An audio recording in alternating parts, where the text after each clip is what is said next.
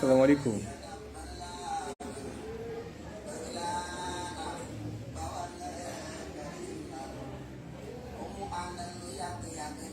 salaamaaleykum mbokk yi. ñoo ngi leen di nuyu di leen ziar.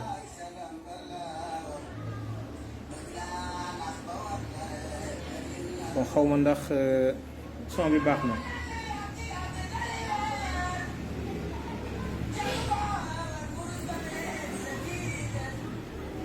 je pense est-ce que son bi baax na.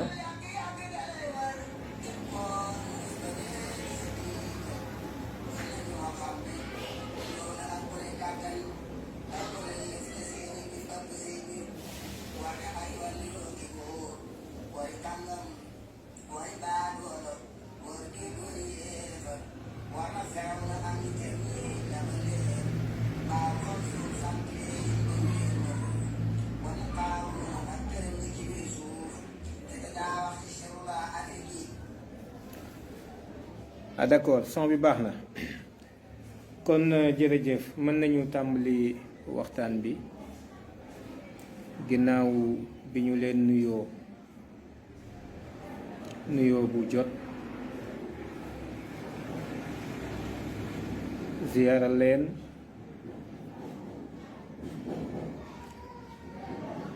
di leen ndokkeel di am mbégte lool ci man communiquer ak yéen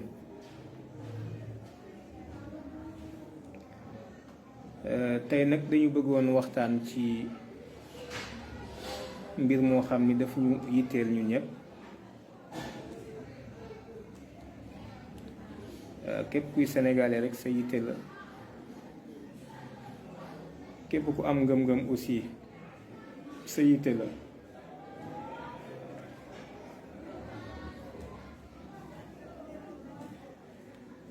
ñu bëggoon waxtaanee un peu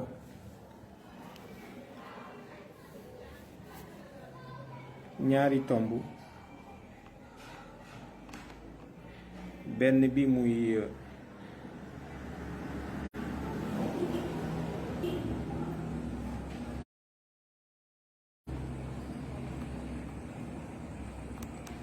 profil genre Sénégal rapport boo xam ni gis ngeen Union européenne moo ko ci def ñu am luñ ci bëgg a jàngat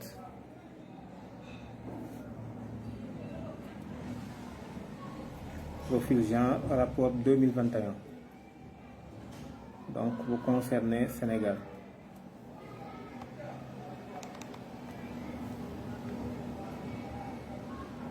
rapport bi nag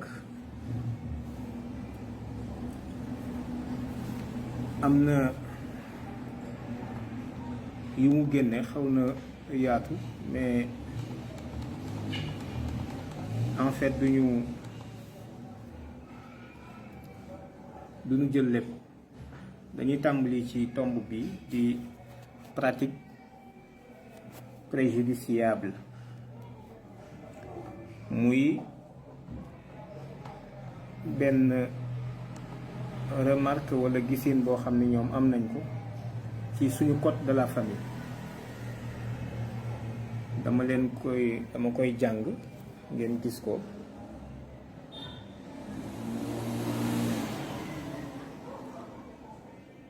le code de la famille contient de nombreuses dispositions discriminatoires, notamment des dispositions relatives à l'écart entre l'âge minimum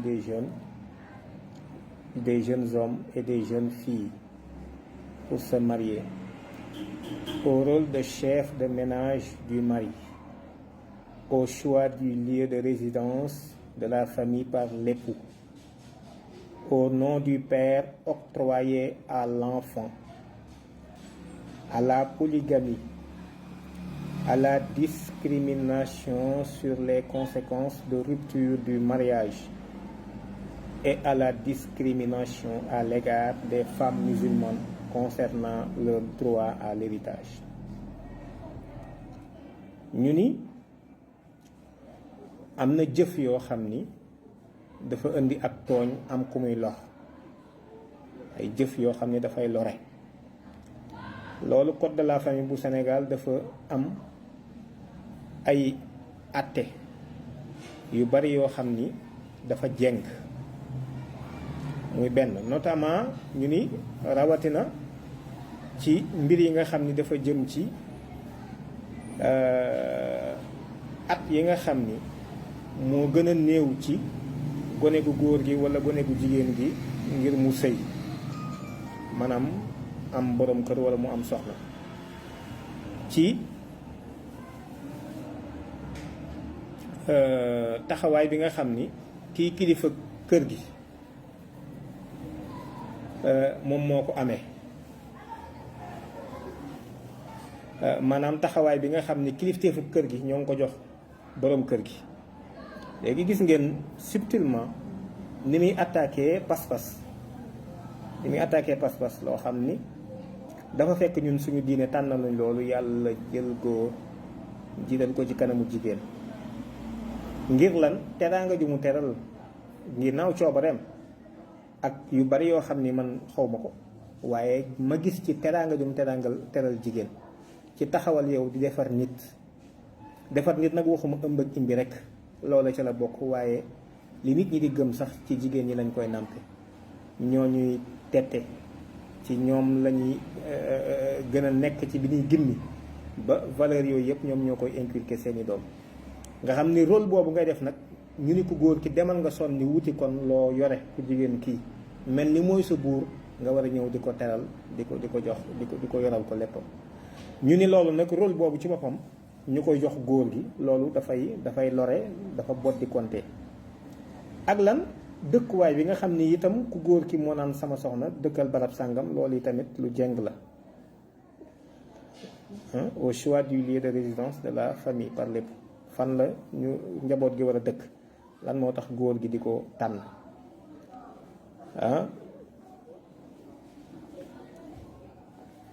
jëmmi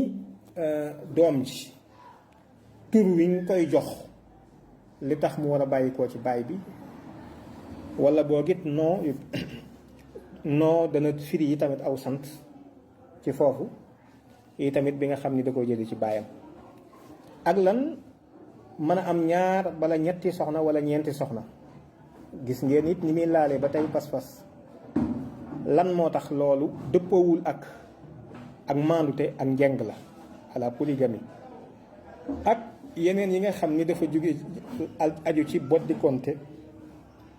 ci dog bi nga xam ni ab sëy mën na ko am maanaam yem fa maanaam passé ak bodde gi nga xam ni it am na ko jëm ci jigéen ñi jullit ñi nga xam ne mu ngi jëm ci tey buñ doon miraas lii la Union européenne tënk ci code de la famille bu Sénégal wane ni ay jafeñ-jafeñ daf cee am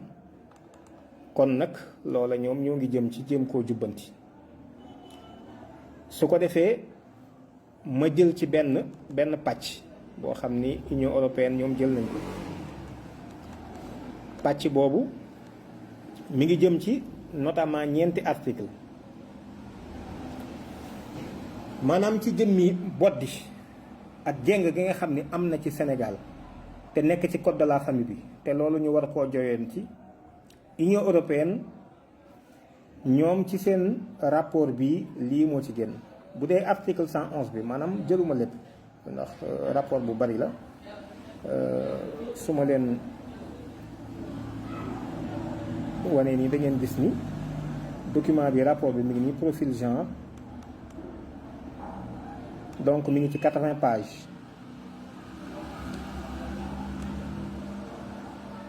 mi ngi ci 80 pages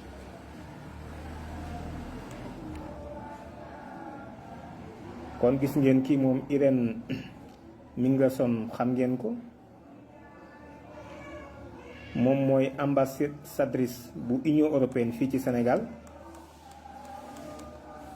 lim ci waxit xëy na duñ ci mën a dikk tey waaye dafa am lu ñu bëggoon a jàngat rek donc kon document bu 80 pages la waaye dafa am lu ma ci jot rek lu jëm ci boddee gi nga xam ni am na te mel ni dafa lor jigéen ñi te nekk ci code de la famille ñu ni article 111 bi article 111 bi du code de la famille établit une différence entre l'âge minimum des jeunes hommes 18 ans et des jeunes filles 16 ans pour se marier. Le projet de texte de loi pour relever l'âge du mariage à 18 ans pour les filles fait face à de nombreuses résistances selon des personnes interrogées. L'article 111 du Code de la famille est incompatible avec les traités internationaux ratifiés par le Sénégal. La CEDEF, notamment article 16b, alinéa 2, et le protocole de Maputo, et la Constitution, principe d'égalité homme-femme.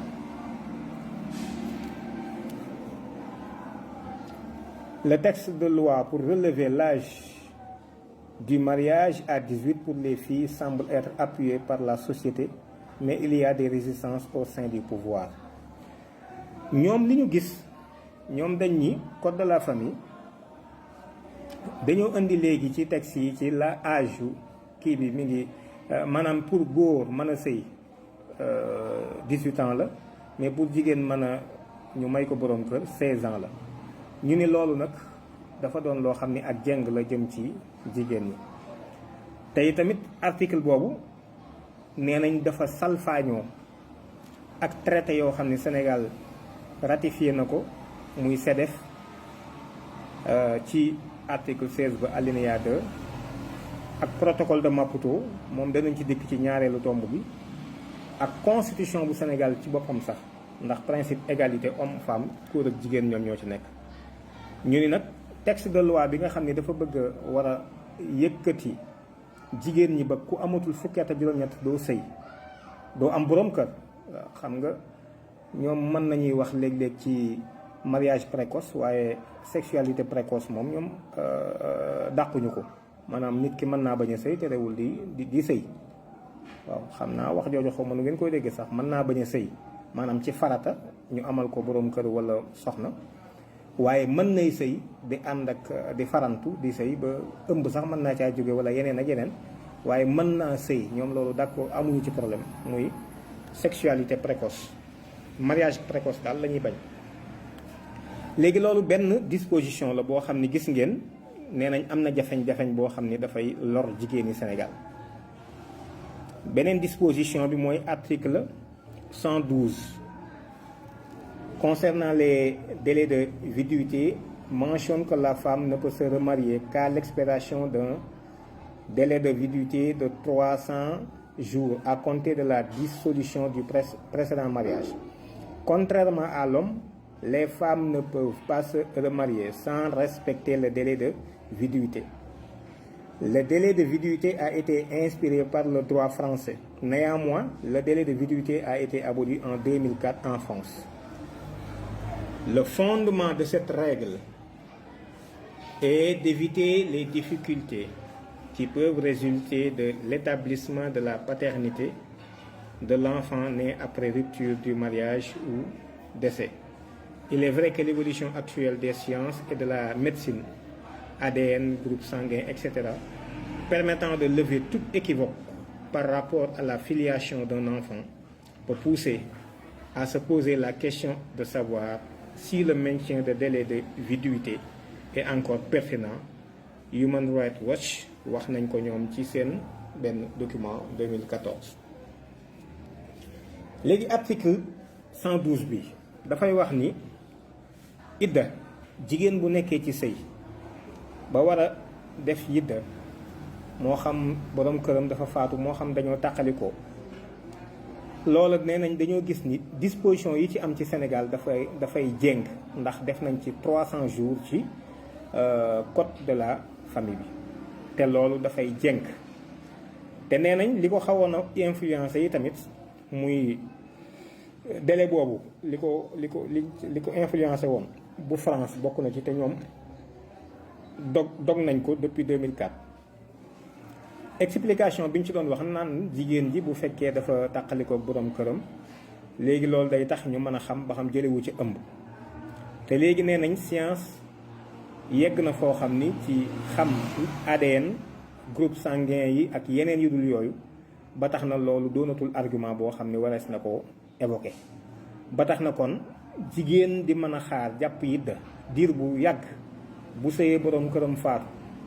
te moom borom kër gi bu soxnaam faatu woon bu xëyee suba mën naa dem takk soxna te ku jigéen ki sañu ko. wa illaa bu ñu tàqalikoo woon tey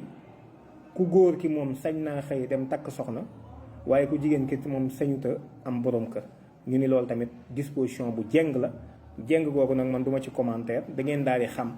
lan moo waral ñu wax ko. dafay gis ni kon pas-pas ak diine lañ attaqué directement fii ci Sénégal gi te ñoom ñoo ngi ciy liggéey au vu et au su de nos autorités nag suñu autorités te yëpp yëg nañ ko. beneen bi ci des nga xam ne nee nañ ak jeng la ba tey mooy l'article 116 en matière de mariage. La polygamie est instituée comme régime de droit commun à l'absence d'option de l'époux pour le régime de monogamie ou de polygamie limitée. Incompatible avec les traités internationaux ratifiés par le Sénégal, notamment la CEDEF et le protocole de Maputo. La CEDEF impose des obligations aux pays membres pour interdire la polygamie. maanaam loolu bëgg naa yéen ñëpp ngeen dégg ko. Le protocole de Maputo encourage également à la monogamie. bu dee ci article 116 bi dañu wax ni ci jëmmi sëy maanaam li ñu tëral ci code de la famille bi dafa jeng ndax góor ki sañ naa ñëw ni man kat damay tànn benn soxna waaye sañ naa ñëw ni damay tànn ay soxna yu bari te jigéen ki amul sañ-sañ boobu moom sañta ni borom këram man du ma wujje sañul ni ko yi tamit maanaam di ko imposer ca foofa borom kër gi moom mooy tànn li muy tànn. mën nañoo waxtaan ci seen biir nag waaye moom ku jigéen ki mayuñu koy mu ñëw ni moom benn borom kër lay am wala day am borom kër yu bari wala moom du wujje donc baat bi mi ngi des ci ku góor ki. wa illaa mu ni xëy na polygamie bu limité lay doon xëy na ñaari soxna rek lay am. te nee nañ bu ko waxul ca bi ñuy def certificat de mariage bi tamit buntu ubbeeku na ci moom ci mu mën a am bu bëggaatee ba am ba ñeenti soxna. ñu ni disposition boobu dafa safaanoo ak traités internationaux yi nga xam ne Sénégal ratifié na ko mu mel ni CEDEF ci la bokk ak protocole de Maputo. ndax lan CEDEF moom dafa ga impose des obligations dafa ga ay warteef réew yi nga xam ni bokk nañ ci moom ngir tere fa nit am ñaari soxna wala lu ko polygamie daf ko tere te Sénégal signé na loolu. waaye tamit protocole de Maputo bi Sénégal signé yi tamit dafay ñaaxe bu baax ci nit ñi des ci am benn soxna donc monogamie te bañ a am ñaari soxna. ñu ni bii tamit disposition article 116 bii ci code de la famille bi article bu jeng la boo xam ne dafay lor jigéen ñi. mu ñëw ci ñeenteel bi nga xam ne moom laa ci tànn tamit muy l'article 285 autorise des châtiments corporels. Celui qui exerce la puissance paternelle peut infliger à l'enfant réprimande et correction dans la mesure compatible avec son âge et l'amendement de sa conduite. Article 285 moo may ki nga xam ni mooy kilifa kër gi muy baay bi mu jubbanti njabootam doomam ci yedd ko walla mu dóor ko lu tolloog dayoog la mu def ak at ya mu toll ndax kenn mënta am at yu tuutee tuuti xàmmeewul sax nga jël aw yet di ko dóor mu ni kon ak dayo ba mu toll ak it la mu def ngir bañ a jubbantiwaat ngir mën a jubbantiwaat la mu defoon. ñu ni disposition bi 285 cette disposition est contraire à l'article 298 du code pénal qui criminalise les violences physiques et la négligence volontaire envers un enfant, également contraire aux traités internationaux. Exemple, article 16 de la Charte africaine des droits et du bien-être de l'enfant, article 1 bi. kon ñu ni disposition bii muy article 285 bi dafa safaanoo ak article 298 bu code pénal bu Sénégal bi nga xam ni dafay araamal ñu jëflante jëmm ci dóor ak néewal wala sàggane goo xam ni si yaa ko ci jublu goo sàggane gone. xam nga jubbanti sa doom ak sàggane gone bokkuñu sàggane gone te loolu tamit dafa safaanoo ak traités internationaux yi maanaam lu mel ni charte africaine des droits de l'homme et du bien-être de l'enfant. kon gis ngeen fii la yëf fi toll jëmmi code de la famille bu Sénégal nga xam ni yéen ñëpp xam ngeen code de la famille cosaan la bi ñu koy def xam ngeen ni suñu kilifa yi taxawaay bu nekk taxaw nañ ko ci waaye malheureusement gis-gis bañ ci amoon ñoom bàyyiwuñ ko xel ñoom ñooñu nag la ca desoon kus néew la Union européenne ak ñi mel ni ñoom fi mu ne bëgg a daj dama xamul nag ndax Sénégal ñi may dégg wala dégguñu ma loolu laa xamul damaa xamul it ni ba xam pas-pas yan doon wax ci gëm yàlla ak bis pénc ba boobale pas-pas bu ñu war di invoquer la waxtu wu nekk wala bu ñu war di wéetoo la rek kenn ku ci nekk wéet ak moom ndax itam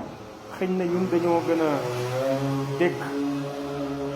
li yàlla bëgg te bëgg ko ci kaw suuf si ñu def ko ndax dañ ko gën a dégg yonent bi alayhi salaatu wasalaam am déet waaye seetlu réew moo xam ni wax naa ko sama live bi passé 95 voire 97% de musulmans ba noppi ñu seetaan lii di fi am ba noppi ci suñuy bët ñu fiy tramé waat yu mel nii mais malheureusement kenn amu ci problème très sérieusement kenn amu ci problème à longueur de journée daal am na waaju fakkastalu fële am na koo xam ni nee na ko nii kii ne ko nii démb talk show bee nangam émission ba wax nañ kii wax ko lee ay détails sénégalais yi ñuy wax rek di wax rek nga xam ni chaque jour mën nañu am actualité chaque jour waaye ji xanaa gisoo ni mu ko xoole gis nga ni mu soloo gis nga kenn mu sañsee gis nga kee maanaam wax yoo xam ni mënta avancer am réew ci àdduna te ëllëg it yaakaaruma ni mën naa may nit dara ci biir bàmmeelam jëm bis penc ba maanaam ñuy wax di wax rek di wax chaque jour nit ñi di wax rek te seetlu lii ñoo ngi koy def ci sunu tur di ko def ci turu sénégalais yi mel ni sénégalais yi aussi ñoo ko bëgg au vu et au su de tout le monde te bu ma kenn wax ni ma lii ndax diw sàngam xam na koom déet wala ndax kilifa sàngam yëg na ko déedéet kenn ku ci nekk yaa war a def ay effort ba li xew ci réew mi nga koy xam très sincèrement bu kenn ni ndax lii kilifa yi xam nañ ko déedéet lii ñépp a ko war a xam am réew boo fa nekkee ñu fay doxal dara doxal gi léegi nee nañ buur amatu fa li fa am mooy lan mooy dañoo jël buur bi yépp def ko nit ñépp muy peuple bi ñu ni leen li ngeen bëgg mooy am yéen rek a yor kàddu bi ginnaaw yéen ñëpp mën leen a doxal nag jóg leen ngeen tànn ci seen biir kenn jox ko seen kàddu ak seen doole tànnaat mbooloo ci seen biir ngir moom mu doon kuy saytu kee ngeen joxoon kàddu gi ak doole ji am ñu tànnaat ci seen biir ñu jox leen seen i atte lii mooy ñetti institution yi nga xam ni ñoom ñoo seq réew mi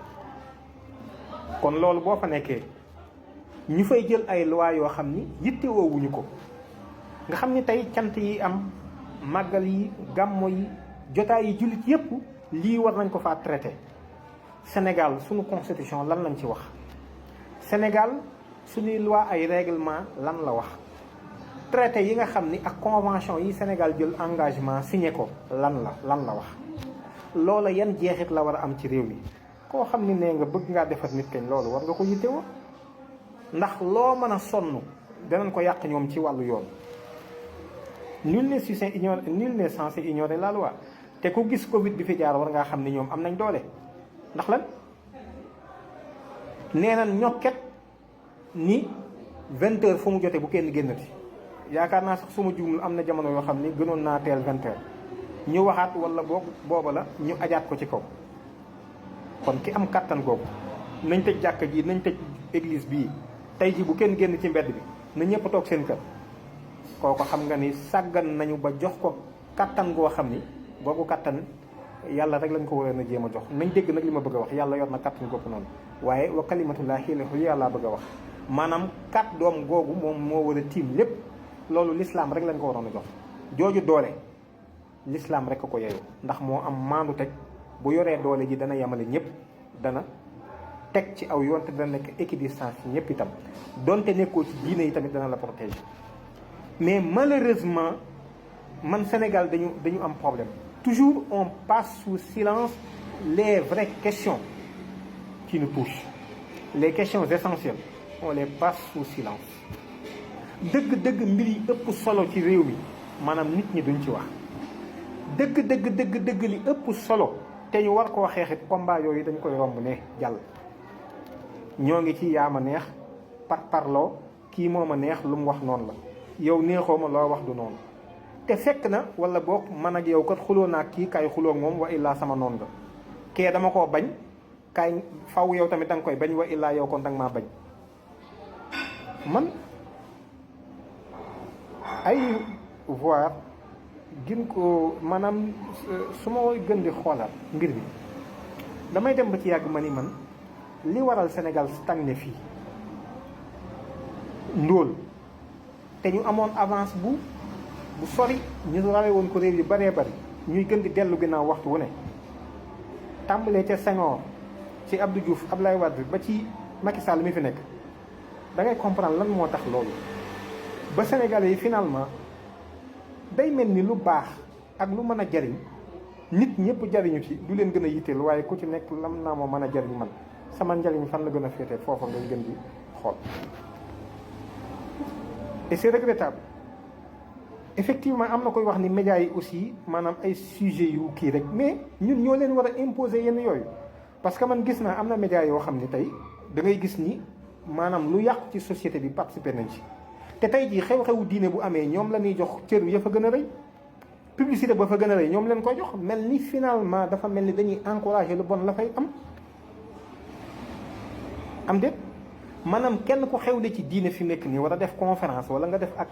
cant wala nga def ak gàmmo wala ak màggal wala nga war a def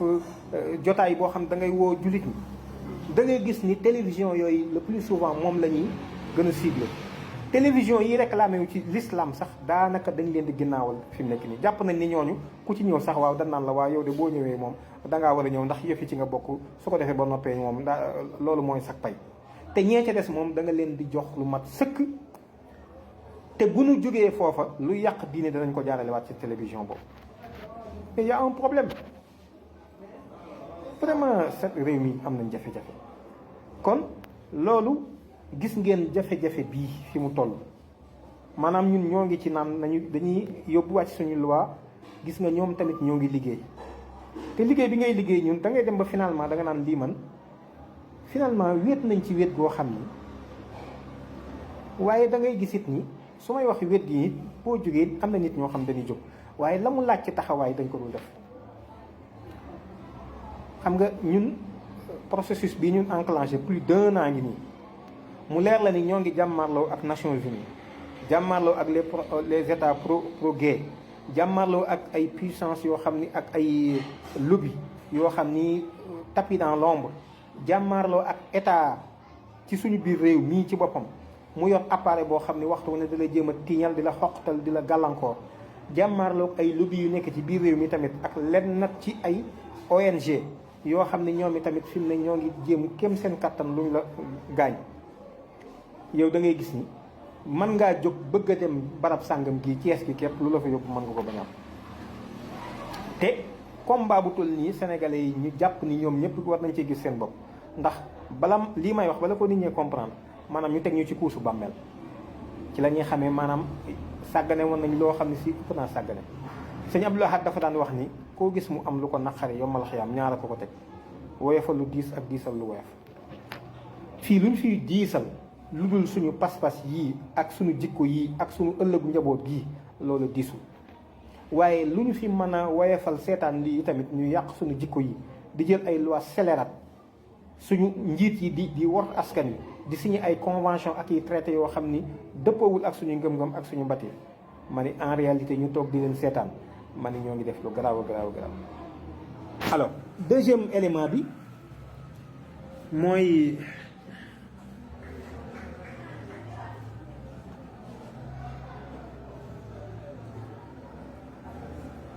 mooy benn jàngat bu ndaw boo xam ni dama bëgg ñu def ko. bu ñu xoolee la constitution sénégalaise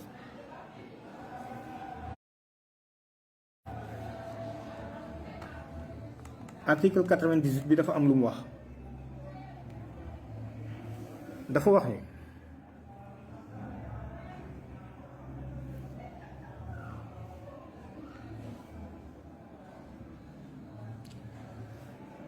dafa wax ni les traités ou accords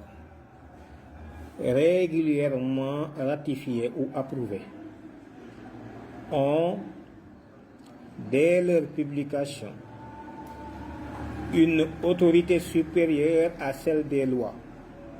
sous réserve pour chaque accord ou traité de son application par l'autre partie. bi maana constitution bu Sénégal dafa wax ni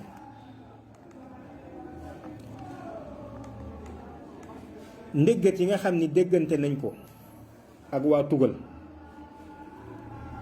réew yoo xam ni bokkuñoo bu ñu génnee réew mi rek bitim réew déggante yi ñu déggante te juboo ci loolu suñ ko ratifié ba nangu ko rek bu ñu ko publier loolu am na ab dayo boo xam ni dafa tiim loi yi nekkoon ci réew bi ci kaw nag ci kaw mbooleem accord wala traité yooyu ak doxalam ak kañu ko séqal lii mbokk yi lees ci mën a jàngate bokk na ci liñ ci mën a jàngate mooy Sénégal amaguñ indépendance moomuñu suñ bopp moo tax ku yaakaar ni am nañ indépendance xamoo sax li xew maanaam Sénégal moomaguñ suñ bopp xeex bi nga xam ni war nañ koo xeex bokk na ci ñu jotu suñu bopp ba nga xam ni sañ nañoo dogalal suñu bopp sañ nañoo tëralal suñu bopp sañ nañoo noccil suñu bopp te sañu ñoo dogalal suñu bopp sañu ñoo tëralal suñu bopp sañu ñoo nosal suñu bopp sañu ñoo noccil suñu bopp ku sañu ca nag dogalal boppam ku sañu ta nosal boppam mbaa mu noccil boppam ku sañu ta gàntu ci loo xam ne amul dara lu mu cay tiit dama ni kooku bu yaakaare ni as gor la jàpp moom boppam it moomul boppam mi ngi ci ay jëng dañu ko tënk moo tax ndeysaan ku mu neex ni ñun ñoo moom suñu bopp waaye dans les faits moomuñu suñu bopp te bokk na ci li ko gën a firndeel rek mooy lii may liir nii article bii ak yamu àndal mbooleem téere bu nekk ci biir Sénégal moom téere bi mu nekk moo la tiim moo la féete kaw constitution bu Sénégal mbooleem téere yi fi nekk yépp moo leen tiim constitution bi moom lañ tiimale alxuraanul karim moom lañ tiimale xadiis yonent bi alayhi salaatu wassalaam moom lañ tiimale tamit mbindum sang su baax si fi nekk ku mel ni Cheikhul Khadim ku mel ni maam Alaaji Malik ku mel ni Cheikh Omar Fouti yu mboolee seen ñoom ñëpp seeni mbind constitution bi lañ tiimale ci kaw et pourtant bu ñu waxee ñu ne réew mi réewum Bamba la wala réewum Mam Maodo la wala réewum Alaaji Omar la c'est malheureux li ñu dal c'est malheureux man bokk na ci jafe-jafe yi may am mooy maanaam su ma faatu woon tey jii suñ ma dugalee ci bàmmeel lan lay wax man ak looxóor yi nekk biir Sénégal ak njombe yi nekk ci biir réew mii ñu jàpp ni jàmm la te yàlla xam na ni nit ñi faatu deret ji tuuru ñu ciy xuus moo gën a woyof lii moo ci gën a woyof ndax wax naa ko ci sama poste démb gaa yu njëkk yi dañoo xeexoon xeex bi gën a yomb mooy xeexu jëmm ak jëmm yor jaasi ma yor jaasi ñu bojjante xeex boobu ñaar rekk la ci mën a fekk ñu gaañ la ci jëmm mbaa nga faatu ci te lu ci nekk yiw bu rëy ci nekk boo ci faatoo shahid am nga ndam te nga jàkkaar lool muy bañ kàddu gi yàlla moom boo ko reyee bu dee dem sawara bu la rayee itam yow te boo dee dem àjjana tanazahul mawta maha wal kullu minhum shabiha yabghiha ayuha li hudimahum li hudimahum moom la Cheikh Ahmad Bamba di wax dañ doon xëccoo dee ñoom saxaaba yi keroog ca yow ma badrin parce que xam nga ni ku ci faatu da ngay dem àjjana. Par contre ñun xeex bi ñu dajeel xeex bi jaasi doo ko dégg c'est une guerre totale d'abord te saaba yi ñoom xeexuñu woon guerre totale c'était juste une guerre armée sur le plan militaire boo amee xam-xamu xeex maanaam am ay ngànnaay am ak dogu yàlla dimbali la mën ngaa gañe. Par contre ñun xeex bi ñu nekk du xeexu du guerre militaire bu ci doon bokk sax mooy bi ci gën a tuuti xeex bi xeexu d'abord xam-xam la xeex la ci ay xalaat xeex la ci wàllu yoon droit ak loi xeex la ci koom-koom économie xeex la ci culture xeex la ci philosophie xeex la sur le plan éducatif xeex la sur le plan de l'intelligence des sciences et technologies gis nga enjeux yi léegi ñoo ngi wax ay intelligence artificielle ak yeneen jullit yi ñoom ñoo ngi nekk ci détail xabdu ak satr waa ji moo nekk ci dëgg kii nekkul ci dëgg man dong la fi yàlla nekkal wala man dong la fi sama li yàlla doon joxe lépp jox na ko sama sëriñ keneen amu ci dara ñi des ñëpp jàpp sama romu julli ni buy dee dem sawara wala nga bëgg koo takfiir wala nga génne ko diine ji wala nga seetlul ma yii wax rek wax au lieu ñu dem ci les vrais sujets les sujets qui nous interpellent qui nous touchent qui peuvent